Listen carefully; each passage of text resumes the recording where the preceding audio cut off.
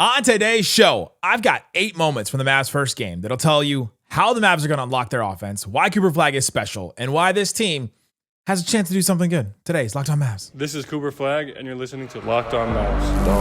On 5. All these changes, I still got my dog Dwight Powell. You are Locked On Mavs, your daily Dallas Mavericks podcast. Part of the Locked On Podcast Network. Still can't leave. Your team every day. I'm going to get a city like that. And welcome. You're locked on to the Dallas Mavericks, your team every day. My name is Nick Angstadt, media member covering the Mavs for 10 years. Thanks for being an everyday, making Locked On Mavs your first listen to the Locked On Sports Podcast Network, the #1 sports podcast network out there. Today's episode is brought to you by FanDuel. Right now, new customers can bet just $5. If your bet wins, you'll get $300 in bonus bets to use across the app. Head to FanDuel.com to get started. Today's episode, I've got 8 moments from the first preseason game. Going back and watching some of the film, and I was like, all right, let's dig into some of these. Let's see how they happened. Let's see what they mean. And so we'll dig into some of those. Cooper Flagg's passing, Lively's passing, AD and D'Angelo Russell had a moment I want to talk about. There's a couple things about the defense. I think we figured out a way the Mavs defense is going to be scary. And there's one specific play that made me think about that. And then the Mavs signed Delano Banton today. Mavs signed a new player. Two-way spot is still open. Delano Banton is not eligible for it. What's going to happen with that spot? And then the Mavs guards, none of the third string guards played in the game. Where do we stand with those guys? Let's talk about that. But let's start here. The first preseason game, yes, they played against the Oklahoma City Thunder's third string guys. So I'm not going to try to take too much of the competitiveness out of it. I'm looking for actions. I'm looking for things that this team is going to be about. Things that they said they were going to do and that they went out and did. Things that I was questioning about the team, and if they proved those things or if they made me question them more. I'm looking for those things in a game like this. And it was fun, good vibes, feeling good about seeing Cooper Flagg out there, seeing a lot of social media posts about how Cooper Flagg looked like the star out there. You showing the threes that he hit, showing the block off the backboard, showing him with his passing.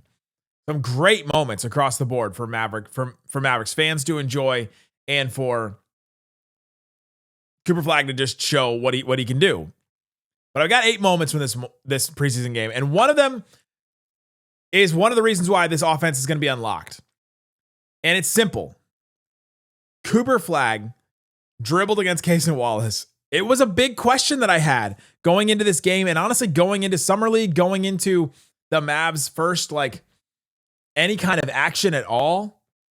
Cooper Flagg, 0 turnovers. So in everything that I'm about to say, he didn't turn the ball over. He didn't have a problem coughing the ball up. He didn't have a problem getting locked up or anything, anything like that. Cooper Flagg is dribbling against Cason Wallace. There was definitely a couple moments. So this is cheating. It's why I counted this as one moment, but it's multiple. There's a specific moment though. He grabs a rebound on one end. Cason Wallace kind of picks him up like 3/4 court, but definitely at half court. Picks him up, makes it hard for Cooper Flagg to dribble. It's important for Cooper Flagg to be able to dribble against a guy like that. Cason Wallace is a good defender. He's part of that Thunder defense that was just stifling. He's gotten a good reputation. Good defender on that team, and a small defender. He's 6'3", 6'4", small guy against Cooper Flagg. To have a pesky guy like that's quick, that's trying to get there, playing back in the hometown where he's from, and so he's like, all right, I'm going to show out. And Cooper Flagg then draws another defender. He dribbles all the way to the post. It's not like he just dribbled and he stopped around the 3-point line and was like, all right, I got to chill out here because I got this good defender on me. He dribbled and got to a spot. And that's the thing I think one of the things that's going to unlock the Mavericks offense is a Cooper Flagg can get to a spot. And once he gets there, then we can start talking about the counters and how he gets a shot off and who he gets a shot off against. And there was that moment where he was trying to get a shot off against Cason Wallace earlier, and Anthony Davis passed the ball back to him. We talked about that play yesterday on the show, and he didn't get a shot off there. But just that he can get to a spot, just that he can dribble against a really good guard defender in the NBA that is smaller than him, that should pick his pocket, right? If he's not a good defender, Cason Wallace picks his pocket. I'm giving him that much credit. He didn't make our top 100, but he got a bunch of votes on the Locked On Top 100 to make it. And so I'm looking at this moment saying this is one of the things going to unlock the Mavericks offense, is that Cooper Flagg is able to dribble against good defenders. Let's see it again. Obviously, that's this whole season is show it to me once. Excellent. Now show it to me again. Do it against better defenders. Do it against a Herb Jones. Do it against Lou Dort. Like, do it against other defenders like that. But if I've got to take anything from that one game, I'm taking that moment and saying, all right, that's something I wanted to see. We specifically talked about that before the game. I want to see that. And we saw it. But then he takes this moment even farther, that his passing is something that takes it to another level. He dribbles, gets to the post, turns around, and all of a sudden he's facing like a couple defenders. And Dwight Powell's defender is like right there. And Cooper Flagg looks around and he's like, all these changes, and I still got my dog Dwight Powell. I still got. And he's under the rim, and Cooper Flagg dumps a pass right off to him, right over Casey Wallace. Not as impressive. Casey Wallace smaller than Cooper Flagg, but the vision to see him, to get that pass to him right under the rim, gets it to him. Great, one of Cooper Flagg's assists. And it happened because Cooper Flagg dribbled the ball. Nobody else touched the ball in that possession except for Cooper Flagg. The Mavs are going to need offense like that. If Cooper Flagg was not able to do any of that, I would be real concerned about the Mavs being like a competent NBA offense at times, right? Because they're going to put the ball in Cooper Flagg's hands. The passing, though, is the thing that takes it to the next level to me. There's 3 passing moments from Cooper Flagg that I think are important. There's a dump to Lively. Lively gets blocked in this moment. Then the ball ends up out on to Anthony Davis in the corner. He swings it over to Klay Thompson. Klay Thompson drives into the lane. Then he kicks back to Cooper Flagg. Cooper Flagg's at the top of the key. He swings it over to D'Angelo Russell. D'Angelo Russell waits for a split second, sees that Cooper Flagg's defender, Barnhizer, like bites on the pass and comes over to try and double D'Angelo Russell for a second, or just forgets what he's supposed to do and like he tries to come over and defend D'Lo. And so now there's 2 defenders pointing their defensive direction at D'Angelo Russell. Russell realizes that, which Russell's vision was something that was big too in that game. He kicks it back out to Cooper Flagg, and then Cooper Flagg drives, and there are 4 defenders around him, like within 4 feet of Cooper Flagg in this moment. And he sees Dereck Lively, who patiently is waiting in that dunker spot. Live dumps it off to him, or Cooper Flagg dumps it off to Dereck Lively, and he gets the dunk right there. Vision, ball movement from the Mavericks, the passing from everybody. Anthony Davis to swing it over to Klay. Klay to drive and kick. How many times have we looked at the Mavericks offense in the past and have gone, there are like 3 players on the roster that can drive and kick. You know what I mean? Like there have been times in Mavericks history where we just didn't have that many. Now, 2 of them were like the greatest, like some of the greatest of all time, doing it. But they have multiple guys now that can do this. The actions of multiple players being able to dribble the ball, being able to pass the ball, being able to see guys open and all that is going to unlock their offense in a way, because that's the biggest concern. The defense is not a concern to me. I think they'll figure out that the defense eventually, and it needs to be elite. The Mavs talked about their goals to be top 3 defensively. That's what the Mavericks players said. All right, let's hold them to it. But the offense is the one that I got a big question about. Can they be good enough to be a playoff level team offensively? These passes are something that I can look at and say, all right, I see it. I can see some of the vision. Explain yourself. Sorry. I won't explain myself. Klay, driving kick. Anthony Davis, swing pass. D'Angelo Russell, the vision to realize the defender's coming at me. I'm going to kick it over there. Mistake from OKC's inexperienced defense because they had their 3rd string guys. Sure. But he recognizes it, kicks it back to Flagg. Flagg being able to drive, and then a dump off to Lively, who was waiting in the right spot. Excellent. Then the other passing moment, I'm going to cheat again. I'm going to use the same one, is the full court against Casey Wallace where he dumped it off to Dwight Powell. All these changes, and I still got my dog Dwight Powell. And then the third one is the dime pass to PJ Washington, where PJ Washington was cutting and he got fouled in and 1. Cooper Flagg gets the rebound on the other end. There's a trend here. He gets a rebound in 2 of these. Gets the rebound, dribbles against Casey Wallace full court. Again, another instance of this. He gets doubled to the 3-point line from PJ Washington's man. Flagg then waits for a second for PJ to cut. PJ cuts, and then Flagg throws an on-target pass right over the defender. PJ gets a great finish at the rim. Maybe the finish at the rim doesn't happen if they have a real shot blocker back there, but the pass, Cooper Flagg dribbling against Casey Wallace again, the patience from Cooper Flagg to read that moment and to wait for PJ Washington to actually make his move before making the pass. These are the things that are going to unlock the Mavericks offense. It's passing that is going to unlock the Mavericks offense this season. They got to move the ball. It cannot stick. They've got to pass. They've got to move. That's what the Mavericks have said all offseason and definitely during training camp is that they've got to do those things. We saw them in the beginning of this preseason game when the guys were out there, and we saw it in good moments, and we saw it run by Cooper Flagg, which is awesome. That's what you want to see. The passing is going to unlock this offense. Coming up, Lively had some passing moments as well. There was another moment that I think will unlock the offense, and then I've got something on the defense that showed me that this is going to be special defense. We'll talk about that and more coming up. Locked On Mavs continues right now. Today's episode of Locked On Mavs brought to you by Monarch Money. Monarch Money is there for you when you have too much going on. How many of you, raise your hand if you have too much going on. I love that somebody out there, like you may have raised your hand right there. And I just love that for us. I love that you raised your hand. If you have too much going on, you can't keep track of all your money. You can't just go into a spreadsheet and just write down every single thing that you spend, right? Like imagine doing that. Who would do that? I do that. That's the thing that I do. And I'm helped by Monarch Money because Monarch Money lists every single thing that you buy because you can connect your credit cards, your debit cards, your accounts. You can connect your 401k. You can connect like savings accounts so you can see when you get interest paid on stuff like that. You can see all that on there. It's built for people with busy lives. If you put off organizing your finances, it's going to hurt you in the end. They've got all kinds of great stuff. You can link your accounts in minutes, get smart categorization of your spending, finally feel in control of your money without ever touching a spreadsheet. Hopefully that helps you out.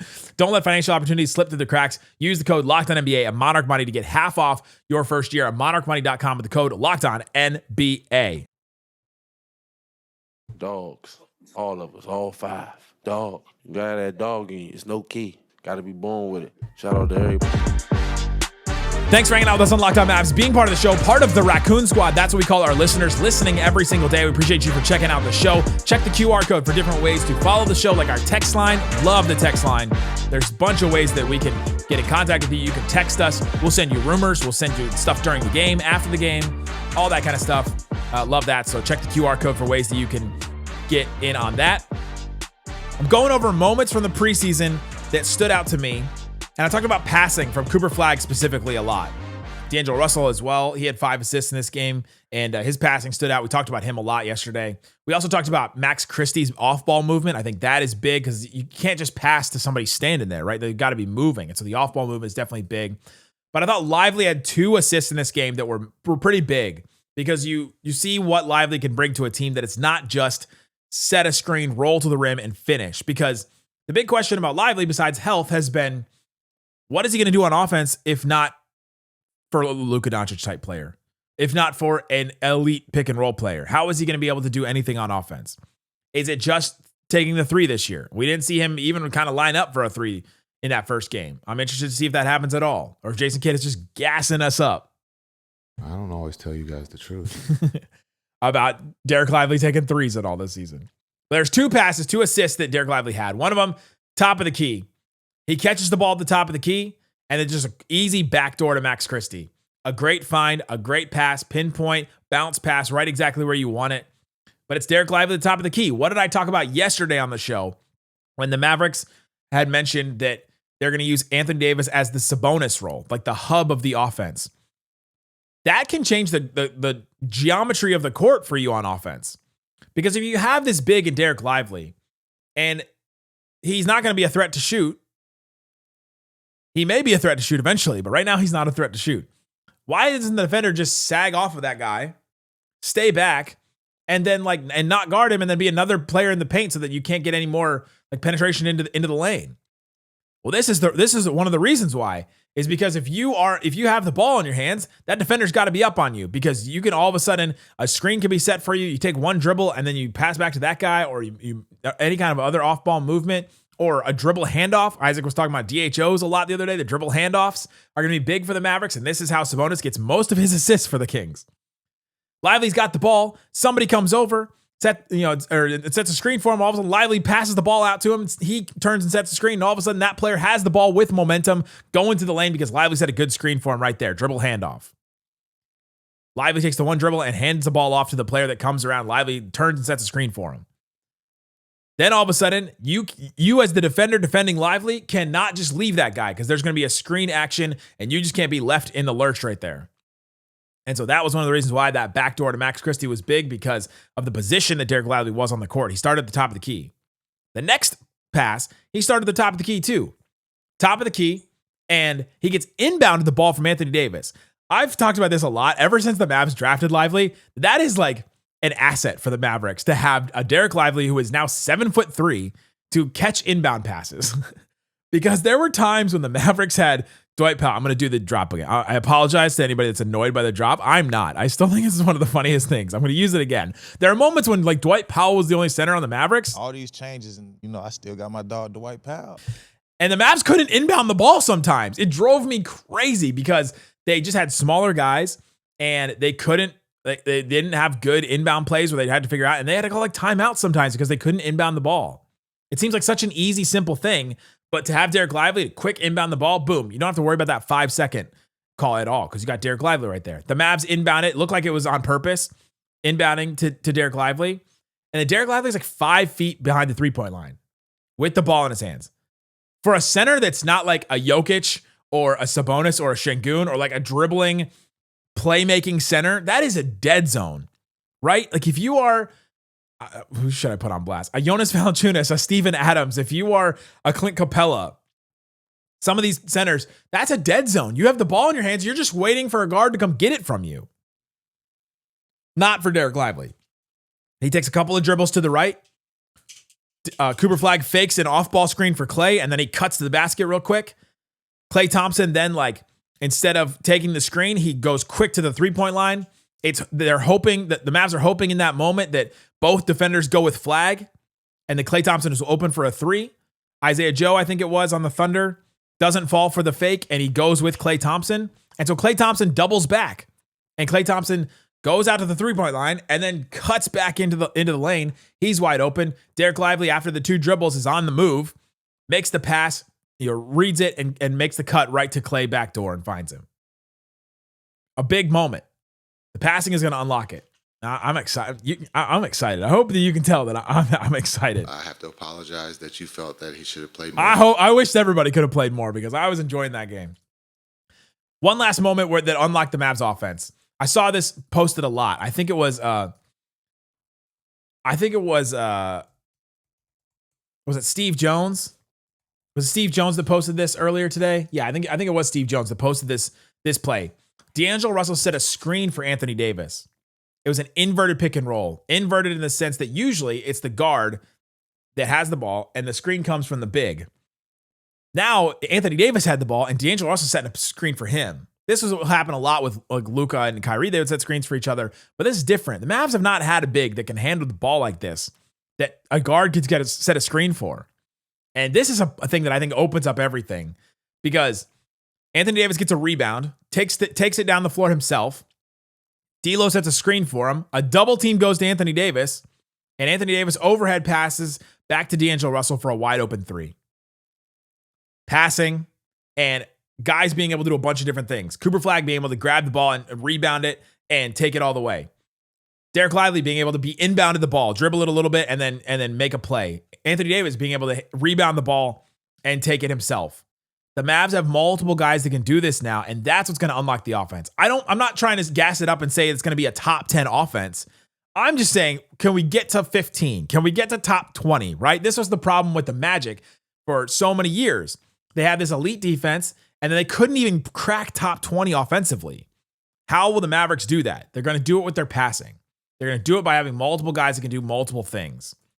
And we got to see it against a good team, maybe even an NBA caliber team, right?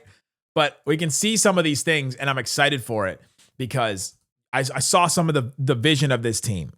Maybe not the trade, but I see the vision. I see the vision of it.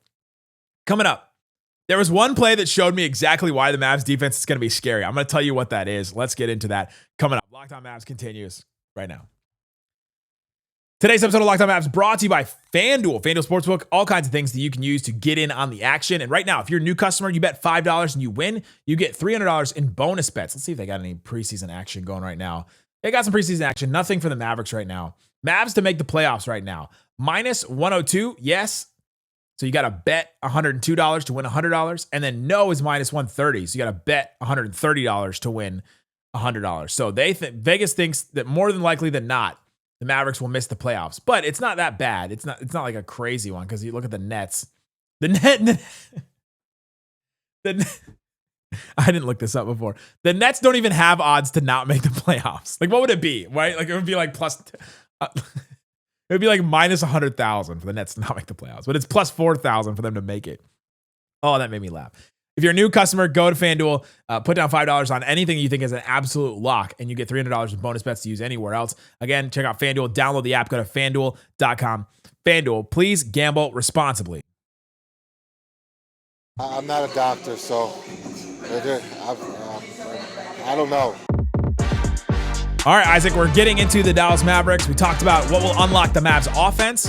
I think it's their passing. I think it's their versatility with a bunch of different guys being able to do a bunch of different things. Their defense. I've got this. This is my last play. I told you I got 8 plays or 8 moments. I've gone through 7 of them. This is the last one. A play that shows me why their defense is going to be scary.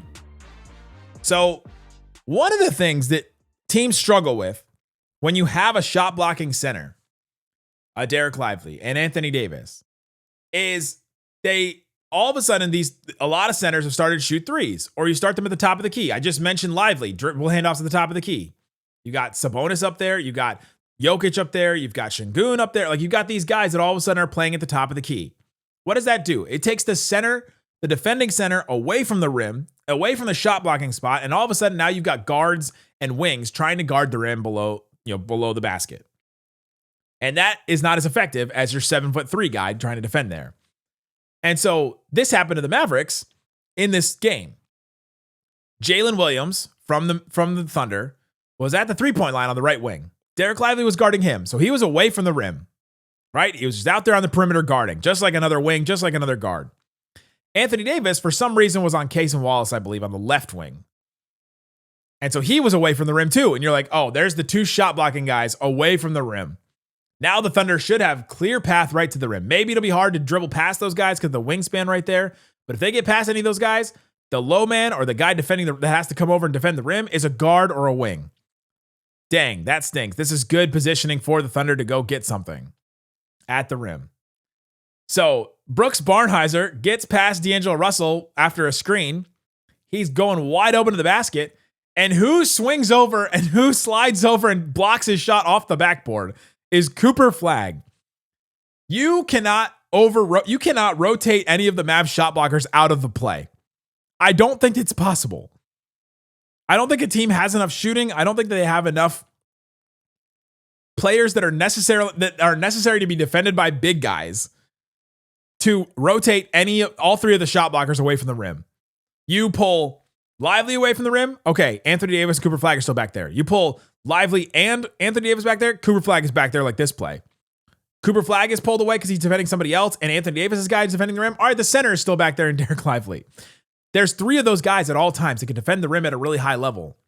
It is going to be hard to pull all those guys away, and I think that is something that is interesting for this team because it's just going to be hard to go to the rim at these guys.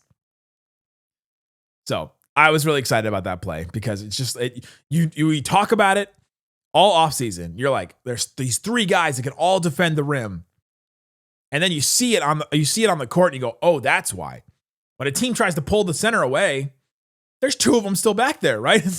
It's almost like the oh my gosh, it's almost like the 3-headed dog or the 3-headed, like what is it, the Leviathan or something in Hercules where you cut one of the heads off. I guess it's Hydra, right? You cut one head off and 2 will replace it. So you cut off Lively by pulling him away from the rim, and 2 will replace it, Anthony Davis and Cooper Flagg. Oh, sick. That's going to be hard to play offense against. The Mavs defense is going to be big. I got some big questions about this team still lingering. The Mavs signed Delano Banton. What's his role? What did they bring him in to do? He's not eligible for a 2-way spot, and so it's not going to be that. Jason Kidd said this about Delano Banton. It was very, very informative from Jason Kidd. I'm not playing. I'm watching. He said, Canadian kid, big guard who can pass. We'll see. He practiced a little today on his first day. It's true. Delano Banton, 6'9" guy who has played in the NBA before. He last played for the Blazers. He's played like 200 games in the NBA. He's had some moments. He played, for Boston a little bit. He started his career in Toronto, and he had some moments there. He played 64 games his rookie year. He had a moment in Portland where Portland was just not playing anybody at the end of the season. Not this year, but the year before when the Mavs went to the finals. Delano Banton averaged 29 points a game, or 29 minutes a game, and almost 17 points a game in 30 games to end the season for the Blazers. He also added three and a half assists there, about 5 rebounds. Like, he's had some productive moments in the NBA. Not a great 3-point shooter so far, about 30% from 3, and only like 46% from 2. So not super efficient from him, but he's had some moments. Big guard who can pass.